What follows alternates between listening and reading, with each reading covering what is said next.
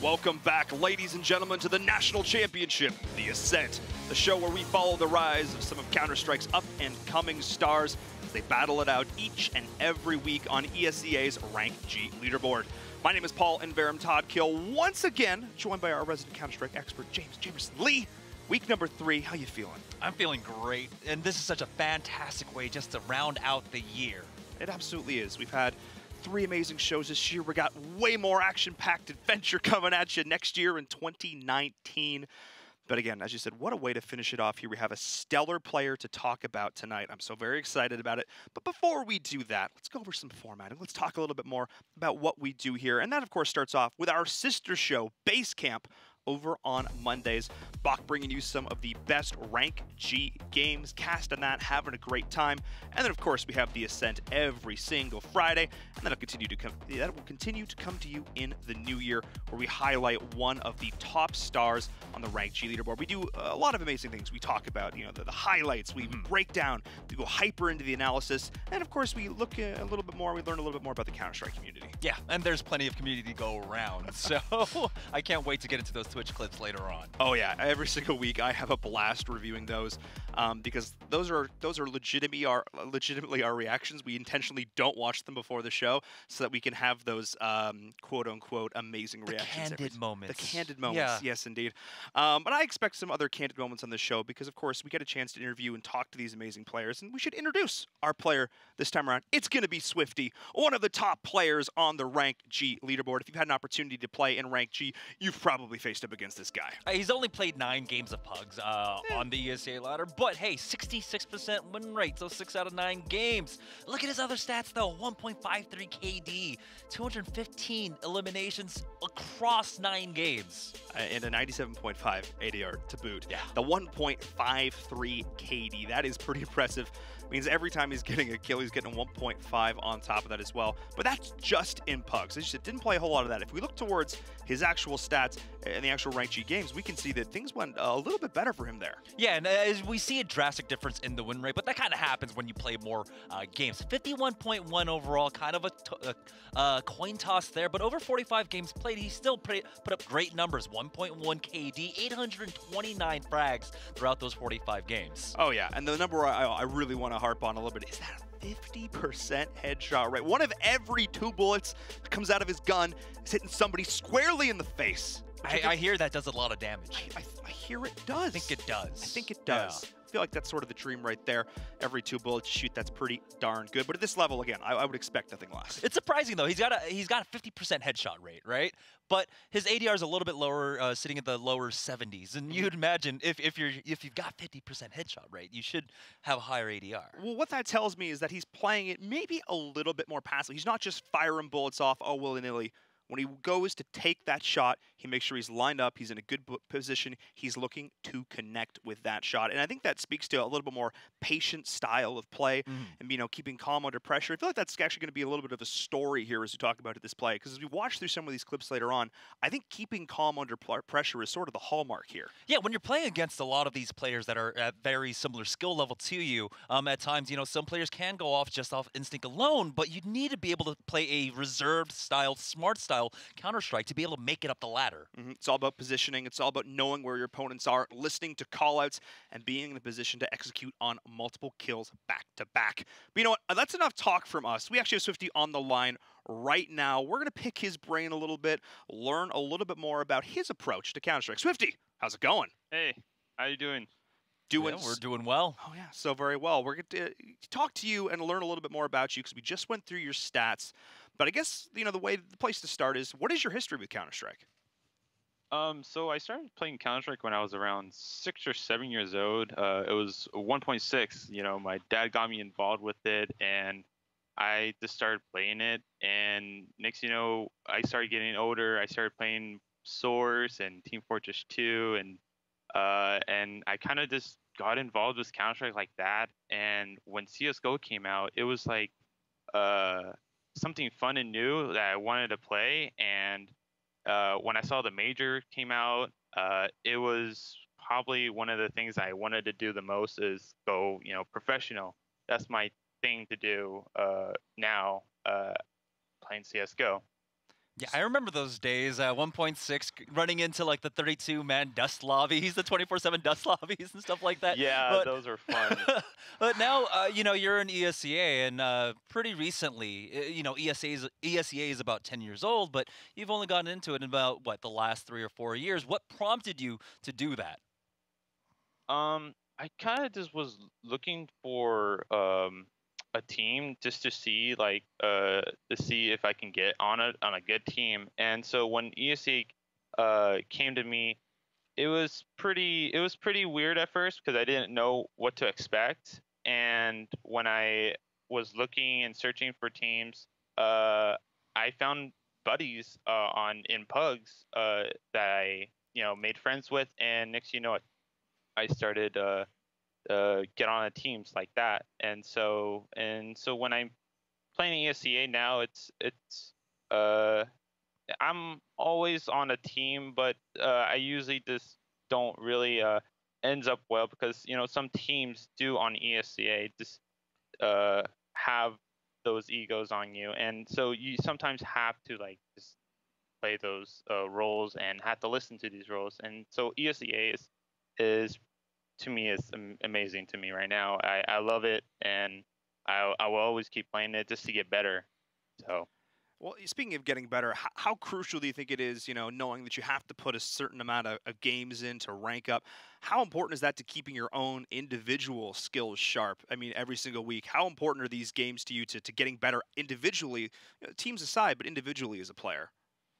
um, well, usually what I do is I do a lot of aim those aim death matches and stuff on the servers, and it really helps me with my aim and duels because I'm always running around the map. And so when you're running around the map, you kind of like remember these angles, and when you don't, it's crucial because you always need to know these angles because they're going to be peeking these angles. And for me, when I play pugs in rank G or just a regular pug, I just have to just remember that I can hit these shots, be confident, and be cautious in where I'm going to be peaking.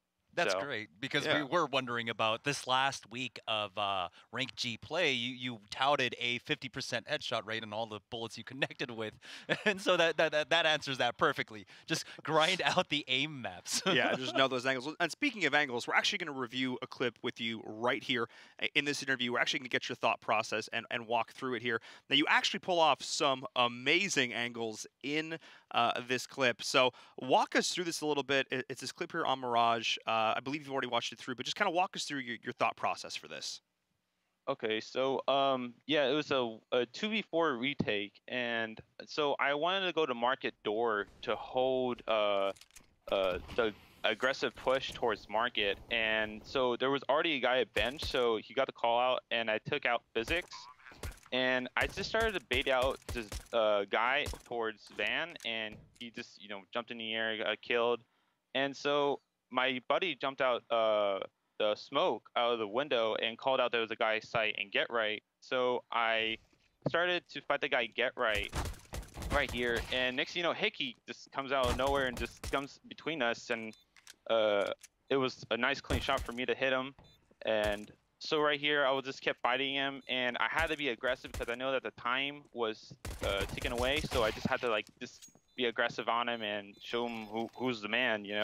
I didn't want him to be on have this win. So I mean, if we actually watch to the end of that clip, you get the defuse, I think, in the final second. You literally could not have got it any more close than that.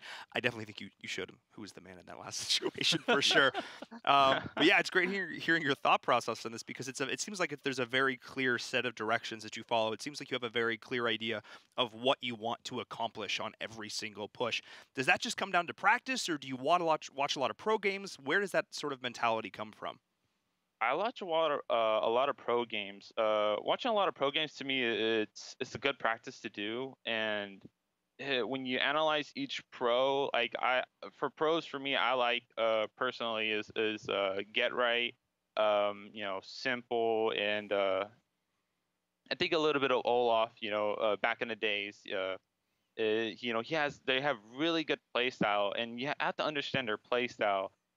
in rank G, I actually look at people's play styles and see how they play, and I kind of like compare it to my play style so I can get better as well and perform better. So, I mean, performing pretty stellarly at this point, really up there in the leaderboard. Now, when you come into these situations where it is, clutch or kick, right? Where you need to perform for your team. I mean, if I'm put in that situation, I'm panicking. But what's going through your mind? Like, are you racing like 1,000 thoughts a second, or how do you approach those moments? so in like that 2v4 situation, so when I get the first kill, I usually say, okay, can I get the second kill? Can I do it? And next, this guy peeks out, of course. And so now my mind is thinking, all right, I need to start being more aggressive, start going out. You have to go out and be cautious in who I fight with. And so when the guy's sight peeked in front of me, to me, I was like, okay, that's another kill. Time to just try to see if I can get this other kill. And when I can't get the kill, I had to just rush them. I had to go after them because it's a thing where players can get scared of if somebody's getting rushed at. They're like, oh my god, whoa, whoa, whoa. They're gonna get scared, and so I kind of like want to scare them in a way of being aggressive and taking my aim on them. Well, it showed there in that final play. You were able to go clutch. You were able to pull it off. But you've been going clutch pretty consistently so far. You're actually sitting in second place overall on the leaderboard right now. If you continue in this spot, you will advance up to rank S. You will level up, as it were. What would that mean to you to make it up to that rank S spot? To make it to rank S is a lot to me because I want to go pro. This game has been a lot to me, and I'm just working to get better at it and get better and better and show, I'm here to be a pro. Show everyone that. Yeah. Awesome. Well, dude, thank you so much. It's been amazing to hear sort of your thought process and how you keep calm in these stressful situations. We're going to review some of your clips in a bit. And let's just say there are some slightly stressful situations that you were put in here and are able to make it work. So I just want to say thank you so much for joining us and good luck. If you have any last shout outs before we say goodbye? I just want to say, I don't know. Hi, Dad. Hi, Mom.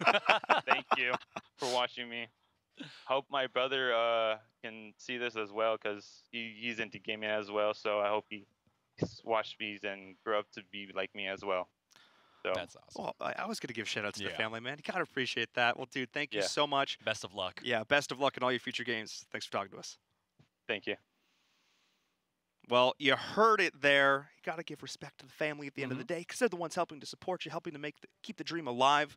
But again, this has been the common thread with all of these players that we've spoken to is this really legitimate goal. And again, they're close to this of going pro. A lot of these guys, they're on the cusp of really starting to ascend to that next level, and he's facing down rank S right now. It's really cool to see that this is truly the dream for these guys. And that's the thing, right? It's no longer quite that path untaken. Now, you do have a path you can actually look at. You can see all these other players that grind through ESEA, had made their name known on the ladder, playing throughout the last 30 seasons. And so now it helps to actually just guide you towards your goal. Oh, yeah, absolutely. You have such a clear-cut path to make it there. It's great to see that these players are taking it in both hands. They're making the dream a reality. But, guys, we're not done yet. We're going to hop on just a short break. But when we return, we're going to break down some of these amazing clips and see just exactly how good his play is.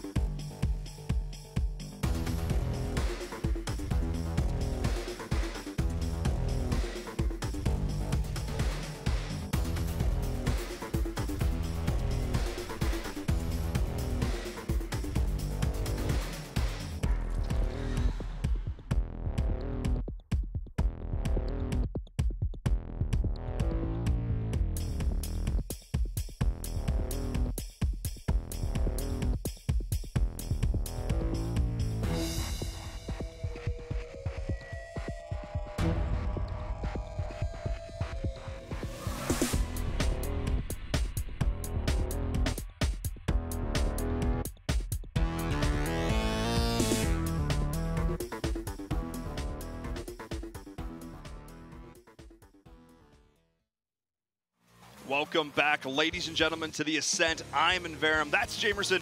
We just got a chance to sit down and talk to Swifty a little bit, learn a little bit more about him, the players he admires, and his dreams to go pro. Seems like a good guy with a good head on his shoulders. Yeah, very calm. Oh, yeah. Very calm. Which I feel like is the mainstay of his play. Because the clips we're about to watch, keeping calm under pressure, as I said, it's definitely a staple of his play. But again, enough talk. Let's just get into the clips. We've got to start with a classic frag video. Jamerson, let's do it.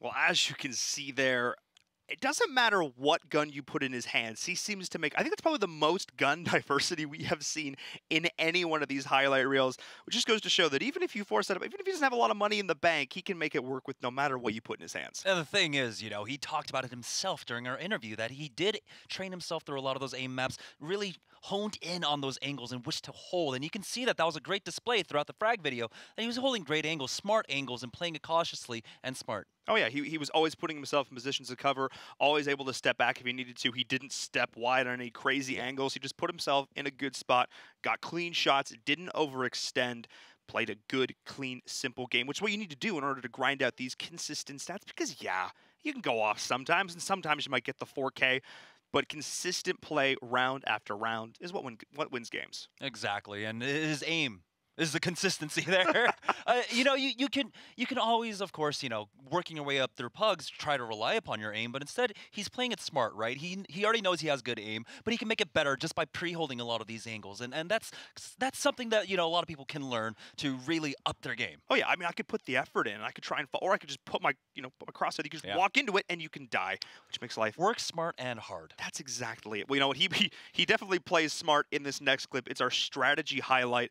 Let's get into into it here on Nuke, because this was a series of, not just one, not just two, but a series of amazing plays. Yeah, they make their way. Their Swifty here is going to be on the T side as he's on the site with the bomb, getting ready to plant it here. And the situation isn't great for the T side so far. I believe it's a 2v3, 2v4. And after the plant, he smartly smokes off to make sure that the rotation isn't going to come in all at the same time from the CT side. And he holds this angle at Heaven. Oh yeah, so he threw him all up there originally, gave himself the angle for the plant there, and now he's setting this up. And that's what we're talking about. He knows exactly where his opponents are. He sets himself up well. And here though, his teammate gets picked off here over top. This is where he goes clutch. Yeah, this is very important here as the retake's coming in. He's taking these 1v1 battles. Like you had mentioned, he's not taking wide peaks, right? He's taking the 1v1 duels and really just compartmentalizing a lot of these fights into fights that he can handle. When you talk to him in the interview, he says, well, I didn't take the one kill. Okay, I got this one kill. Now can I get the next kill? And the next kill. He's constantly thinking about the series of engagements, how he's going to break down these fights, as you said, into these individual components, compartmentalizing every single one of these kills, isolating his opponents, and picking them apart a piece at a time. This, again, was a 3v2 situation. They had ops to their name. They had an advantage here. They should have been, the CT should have been able to pull this. And look at this. This is 15-12. His back is against the wall in this situation. Yeah, this is just to keep it alive, to stay alive in this map, make sure you can try and push it out to OT. But again, compartmentalizing the fights, smoking off to make sure that they can't push in from main, holds this angle on Heaven, takes out Bonita, and then, of course, fights that 2v1 right after his teammate goes down. And this is a clutch situation. He goes in, identifies his, gets the clean shot right there, and now he's at a pretty good advantage. That one op shot, that was absolutely crucial, because now he's in close range with the AK. Yeah, because he misses the shot, Fiend has to go chasing for this. The bomb is ticking away, and he just smartly plays it, does Swifty. Oh yeah, he doesn't have to overextend. He doesn't have to get too aggressive. Again, he can play back because he knows the CTs have to come to him, and it's this smart, patient gameplay when the chips are down. The pressure is there. Because again, they lose this round, they lose the game. Yeah, and again, we get to see how he's able to compartmentalize that push coming out from Huts. Now, Agony here isn't backed up by Fiend because of that smoke slowing him down. We're going to see it from Fiend's angle. He is not able to make entry onto this side, and he is slowed down because of that smoke right after the bomb plant. That's why I said it was a series of good play, good shots, good the way he used his utility in this round is about as good as it can get. Also, the timing on that body block there, potentially saving his life as well. And now, again, he's in close range position. That's the shot right there. Missed from Fiend. That could have been the game right there and then. Instantly, you saw Swifty. He misses the shot, he runs away. He doesn't need to go over peeking that. He doesn't want a pistol to come out. Instead, because of that shot missing, that means there's less time for him to actually have that window to try and get a bomb defusal if he could have on the CT side. I know you have an opera chasing you at point-blank range, but hopping around corners like, I gotta try and get this kill, guys. But you could tell they were feeling a little bit pressured. They were down to this last round. They want to close it out right here and taking advantage with good, crisp, clean, concise play. Swifty, making it look easy. Yeah, and making sure that, you know, he's playing the round, right? He's not playing the long game. He's not thinking about it in the future. He just needs to make sure that I need to, you know, hunker down and win this round, and then we'll think about the next round when it comes. Instead, this is the round I need to play, and how do I play it perfectly? And he did. He played it perfectly indeed. Took out the win right there. But speaking of near-perfect rounds, let's get into our next round right here, because context is oh so important. So what better way to get context on a clip than to watch the entire round from start to finish? So 8-12 as he's on the CT side here, and it's going to be a force spike coming out from the CTs. Swifty's got the up, and so he decides to go for a gutsy play here. Not so gutsy, but a really quick play, and pushes the man in apartments. He just goes up to Van with this op, gets the quick peek, and takes out the first person pushing. I love this. He just pushes up into Abs. He's got the angle right there. He just rushes straight for it, knows that if he can get that first kill, he's going to make the T's sit back and go, okay, we need to re-identify how we want to execute this push. Yeah, and the thing is, you have to remember that the CTs are playing, you know, down in the economy, 3 Deagles. But even though they lose a team member there, KRZ goes down at A ramp. He got a lot of important information, and so you see, as the information comes across, that the bomb is over at A ramp, and the push is more than likely going to come over to A. He makes the rotation on over. Yeah, and you heard him in his interview talk about, I am constantly running across the map. Well, he's doing it right here. He's listening to the callouts from his teammates, and he's able to get one sick angle. Yeah, I believe it's Hybrid who's over at Jungle, distracting these 2 players that made it onto this site. And, you know, they weren't expecting him to push Ticket Box because, well, they had smoked off CT. But instead, he smartly pushes with the aid of his teammate and even gets that last frag. Look, man, all I see is the face, so I click on the face. That's basically how it goes right there. Well, they had call the opposite would be. They're like, fine, we can push in here, we can rotate. He made that clean rotation over. He used the the information that was communicated to him, and he made it look clean. It was clean. And he was the key member for the team. He was the one that was able to pick up the op, and he made plays with it. Absolutely. But that was only one clip. We have two more amazing clips coming at you right here. Because, again, we've seen that he can get work done with the sniper. But there's more to this game than just that. This is such an important round right now. They're looking to close it out. It's 15-14. They just need one more round. But, as you can see from the T side, their money, not that great. 3 AKs, 2 Galils, very little utility, and so they've got to stretch it as much as they can, but it's difficult when you already lose a teammate in fight, 5v4. Yeah, they're starting things off not in the best position right here. They need to win this round. They need to avoid OT. They need to make it happen right here, right now, but already it is a 3v5 situation. But again, the patient play. He hears the footstep, and boom, instant. Yeah. And so he punishes that man. Take a look at this next shot here. It's so quick. Woo! You barely get to see it. Top barely saw that before his head got blown off there, and so now they're bringing it down to a 2v3, and so this is a completely doable situation. Yeah, I believe he hears the audio cue here. He's got the call. There's still somebody marking, but I love how patiently, how slowly he plays this out. Doesn't overextend. Call it. Gets the 6 shot, the counter. Boom. Done. 2 quick kills back to back, and they puts his teammate in a position where what was a 3v5 is now simply a 1v1. Now, we heard that eventually they ended up losing that round, but they would have lost it much worse, or there was a chance for them to win it because of the plays that he made. Yeah, and he was still able to put himself and his team in a better position there overall by getting those key kills, by damaging the economy there. And then again, 15-15, but still, they can come back from that. They're going to be in a much better position there as well. Again, he does the work. He listens to the call-outs. He puts himself in a good position. He always has those angles. There's only ever a time where he's being able to be shot at by one person. And normally, he's either the one shooting right back or he's the one initiating that fight. We never see him get snuck up on any of these clips. Yeah, I mean, honestly, you just have to play smart at this point, and he has been throughout all of our clips so far, like you had mentioned, just not over-peaking, making sure he's only committing to one fight at a time instead of 2, 3 people shooting him at the same time. Yeah, he doesn't put himself in those compromising positions. Yeah. Again, at this skill level, though, that is oh so important because you're playing against other incredibly talented players. As you take a look at this last clip here, we see not only some amazing individual skill, but the ability to work with the team in a big way. And this is a crucial round, as we're in overpass and we just swapped sides. We're in the second half here. The pistol round, especially when you only have a 3-round lead, is so important here to try and grow that and get that comfort zone. Now we see a quick push out to Fountain as his teammate covers Connector, and so he feels safe to do so, and it's fine. But after he doesn't spot anyone out, he backs away. He doesn't overcommit to something, as all he's looking for is try to get some information. Now he loses someone at Connector and holds this angle. Isn't able to connect with a shot, but he's going to back away and play the range smartly with the USP. I love this decision making here from him. Again, he just backs up. He knows he still has eyes on the sight. He knows he still has the good angle. His teammate is there to back him up. There is no reason to push out here and take, again, a fight where he doesn't have the cover, where he doesn't have the angle.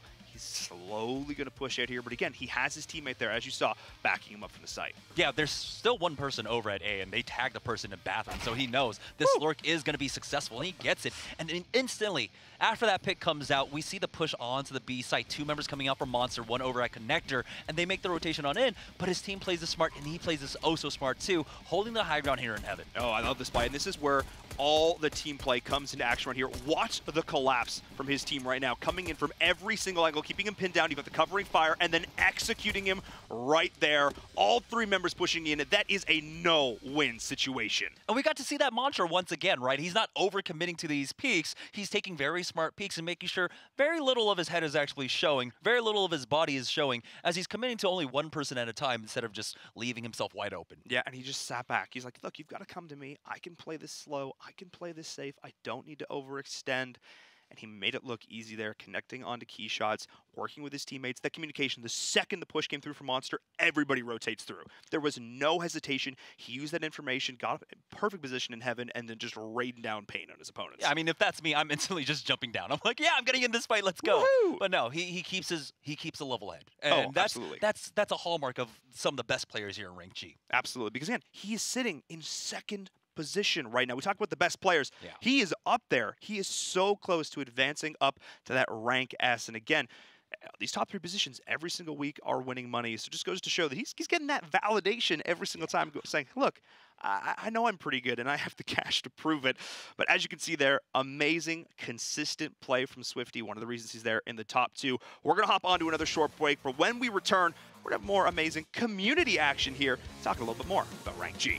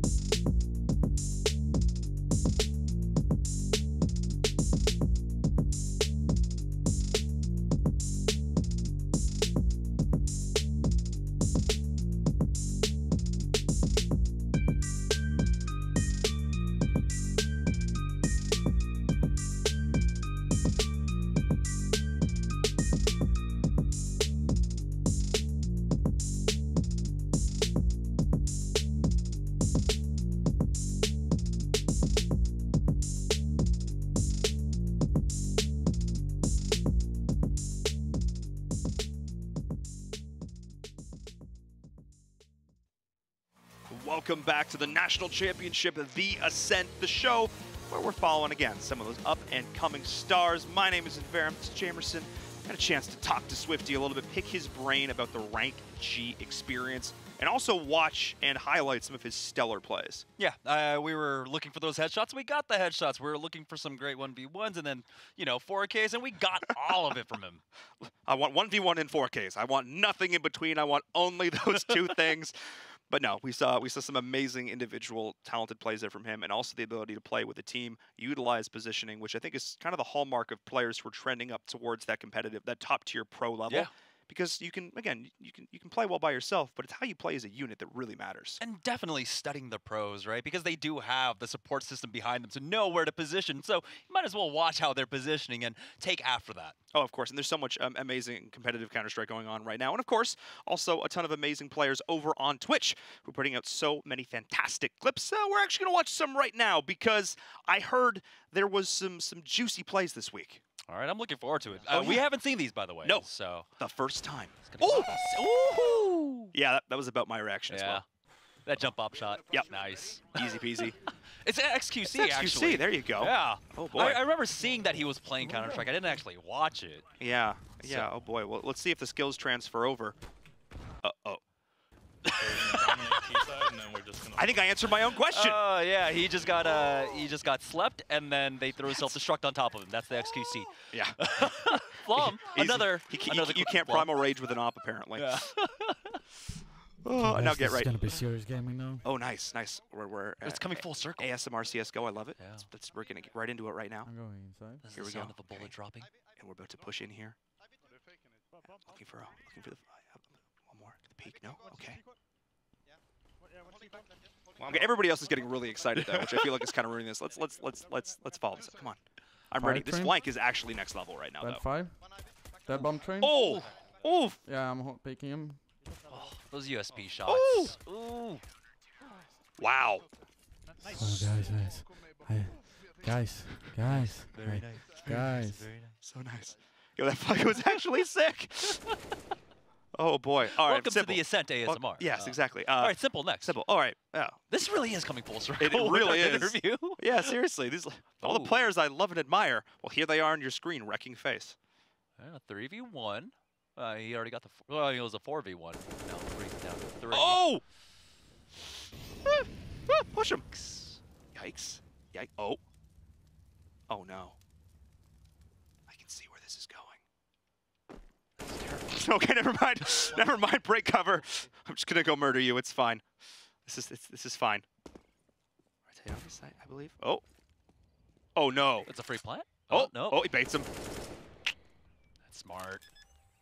Oh, my God. Is he going to do this right? I mean, I guess he is because we're watching the clip, but Yeah. jeez. Oh! The one tap. The one tap. That's how we play, That was guys. clean. That is how we play it. That was clean. It doesn't get much better than that. Ouch. I guess there's a. I guess It's there's simple. It's It's yeah, easy. It's simple. easy. It's simple. It's exactly it. We can make puns all day, and every commentator already has. So Yeah. easy peasy. I think I went for the low hanging fruit Yeah, right there. I though, for think it's that about one. as low as it gets right there. I'm right there with you. Don't even worry about it. The tree is, it's like a dwarf. It's a tiny tree. Yeah. It's like lemons. Are lemon trees? Sure. Anyway, we're going to talk about ranked G a little bit and not about lemon trees because it's not only the basis of this show, but it also helps highlight so many amazing and talented players because they started back at the beginning of November. They've been playing every single week, grinding, putting in the games, putting in the hours. And again, we talked about a little bit about the money, but talk about that top 3 prizing. Yeah, I mean, the top 3 pricing every week, $1,200 split amongst our top 3. 600 goes to first, I believe. 400, 200 is the next split. And so, yeah, the thing is, when you're trying to make, CSGO your main point in life, right? Yes. Where you're trying to make it support you. Yes. This definitely helps. Oh, absolutely, because it's validation. It's Yeah. not only like, hey, mom, I'm playing all these video games, but it's like, oh, hey, I'm playing all these video games, and here's $600. Yeah. I come from a very heavy collegiate scene, right? I've done a lot of collegiate for different games, and it's as soon as the parents hear, wait, you just made $600? Yeah, I am full-blown behind you now. Let's go. Let's do this, And so it does help so much. Oh, yeah. And just changing the minds of the people around you and supporting you in your endeavor. Oh, I mean, we even hear last week, thanks, mom's taking him out of school to play games. Yeah. That family support, oh, so important. You gotta love it. But we also have some more amazing stats because we can talk about how great these players are. But a better way to talk about how great they are is to compare the numbers because context is oh so important. I also want to highlight the fact that these are ESEA exclusive stats. We have them just for the show. We get to deep dive into all the amazing stats of these players. Of course, we start out with games played. Swifty, 60, our week 1 guest. 45 games played apiece and 1 and 2 slot respectively. And yeah, as we see the top 16 here for the week, it's only the remember, top 3 every week. So Blackers is also in the top 3 right now to get in that prizing money. But hey, we're coming full circle once again. 6Z, our week 1 guest, and then Swifty, we had just on in first and second respectively. But this is so important. 45 games played, and you kind of really do have to just grind out these games if you want to stay out on top. Oh, absolutely, of course. I mean, you can see the difference that it makes. There are, of course, diminishing returns. Once you play a certain amount of games, of course, it does, you know, you do not quite gain as many points as you push your way through. But here's the thing. If one player is pulling off far ahead, like 6C's like, look, I'm going to play all the games this week. You got to catch up. You got to stay right there with him, and you got to win consistently. And that's why the win rate is so important here. Now, 6Z, 60% win rate throughout this week, and right behind him, Swifty at the second place, 51. So he really did have to grind. So I feel like, you know, as you had mentioned, diminishing returns. After about your 6th or 7th game, you only get about 2 points per win, and 4 points get detracted every loss. Suggests to me that Swifty went on a tear right at the start, and then maybe towards the end of this week, maybe had some less optimal games, but clearly started off strong. I also look towards like players like Slash in 7th position, 77.8% win rate Ouch! You hate to be on the other team with that guy there. You're instantly just like, why did I get put on the other team? I have a 1 in 4 chance of losing this game. That feels bad, man. 1 in 4. Basically, That yeah. is Basically. Also, like Real BM and all these players, a lot of amazing stats there. Yeah. But I think the KD is also an amazing indicator here because it is a direct representation of how well you are impacting the team. Going positive is so important. We can look at these from 1.1 all the way up to 1.5.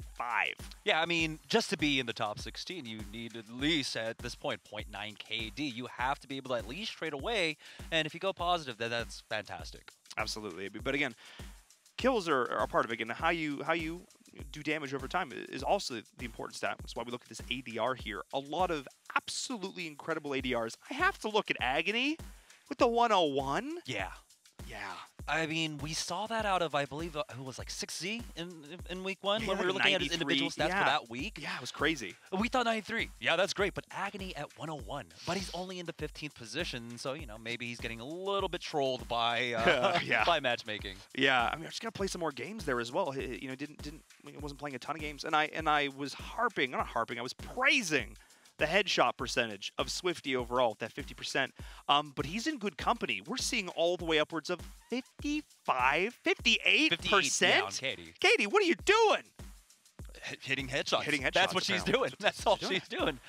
All day, every day. All day, every day. But these percentages are all incredible. Just goes to show that when they commit, yeah, when the trigger is pulled, faces are being removed. Yeah, and this is great that we're seeing things higher than 33%, right? Like if you look at major play, if you look at, you know, all the tournaments, you're averaging around 33, 35% for headshot rates, but going up to 50, that is absolutely nuts. But it's about, of course, effective damage and trading away. Getting those 2Ks, definitely a great trade, and 14.9% on 60 Swifty. They're at 12.4. That's still amazing. Every single time you get a kill, you have a 12.4% chance of then getting an additional kill off the back of that. We're going all the way upwards of almost 17%.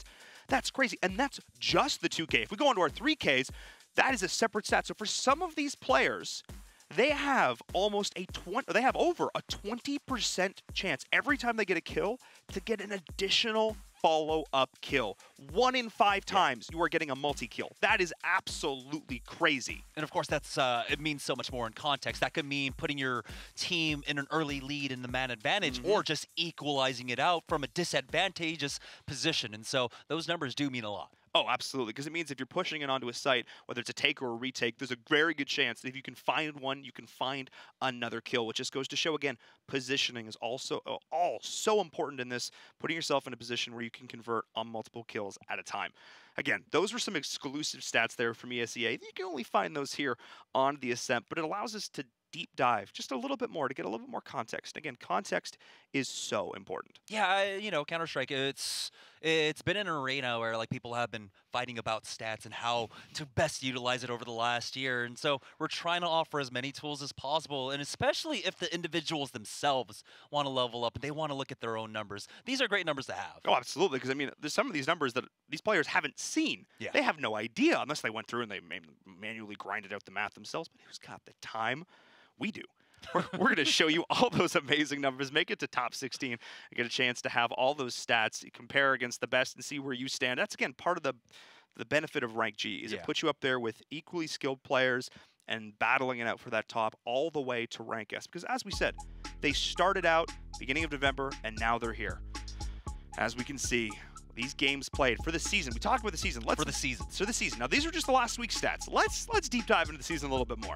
Yeah, I mean, the season overall, as you can see, our top 2 competitors had played between them over 540 games. Take a look at Swifty, the #1 position here for the season so far, our man of the hour, with a 55.4% win rate, but he had 250 some odd games this season. And that's including, you know, there was a there was Thanksgiving break Oh, yeah. that had happened. Oh, You do also have things, or the holidays coming up, and so sometimes you don't have as many hours You to got put in. But life. You put got in like so work. many You got games. school. Maybe you got Yeah. a lot of stuff going on for a lot of these players too. They're a bunch of 60 the young student, guns. yeah. Exactly. 62.8% win rate though. Looking towards Slash, 72.2%. He is consistently up there. If he can continue to grind out those games, he is going to be a threat on this leaderboard. Yeah, the thing is, though, common trend right now amongst the top 16 is that the more games you play, the higher you are up there. You really do need to grind away because we talked about the diminishing returns for your wins. And so even though you have a great win rate, you need to keep that up. You need to make sure that translates into the numbers also for overall matches played. Let's look at, once again, take a look at the ADR. This is over the season. Last time we looked at it weekly, but it remains pretty consistent. Swifty at 72 ADR, 6Z at 87, having some better weeks there and pushing up that average. And Turismo as well, looking over there, the highest here with 90 average damage per round. That is absolutely wild. Take a look over at the average head start. The fact that some of these players over the course of a season, the fact that Swifty over the course of almost 300 games is able to average a 46% headshot rate. Yeah. And so this week was a good week, but only by 4% for him, But that's apparently. still a crazy statistic. is. How many rounds are in 300 games? I mean, if he's off average this week by 4%, and that's kind of like the margin or whatever, Yeah, right? margin Then for his bad week would be at about 42%, right? That's nuts. That's still better than, okay, well, we'll not talk about my individual gameplay, but there we go. These are still some stellar numbers. And again, we look at the weekly stats, and those weekly stats truly are indicative. Yeah, people can have a good week here or there, but they're averaging over roughly 10 to 15% 2Ks in these games. Like, that's crazy. Yeah. And I think the trend, the overall theme, I would say, over the last 3 weeks that we've been doing this show is that you have to play smart. And, you can have great aim, but that means, if you're just relying upon your aim and instinct alone, you're going to have really bad weeks and some really good weeks. But it's about consistency, and that's what our top 16 players have been able to pull off. Just absolute consistency across the board. I think it's huge here because, again, they're playing with other skilled players. Their ability to coordinate on the fly, their ability to shot call, their ability to just know the game inside and out so that no matter who needs to flex and fill up position, they can do it. They can make it happen. And that is how they get those consistent numbers as they work as a team. They know how good their opponents are because they played against them. Maybe in the last game, dude, you had a great last game. Now you're on my team, and now we can absolutely dominate. I'm paraphrasing. I imagine that's how some of the conversations are going down here. Especially, I know if I play a game up against somebody and he just trounced me in the last game, and now he's on my team this time around, that always feels good. Yeah, you look up his ESEA stats and you're like, all right, yeah, I'm happy you're on my team. GG easy. Let's make this work. But as you can see, that is a whole season's worth of statistics. Our finale will be in January. January 7th is going to be the finale here. We are crowning our top 2 Rank G participants. They will be elevated up to the status of Rank S, advancing all the way up there. So that's our last show for 2018, man. I mean, 30 seasons of ESEA so far, but this is only the first one for the Ascent. We got a long way to go. We do have a long way to go, but it's been an absolute pleasure here so far for these last few weeks of 2018. But of course, we will return in 2019 with more amazing Counter-Strike action. I'm Inverum. That's Jamerson. See you next time. Happy holidays.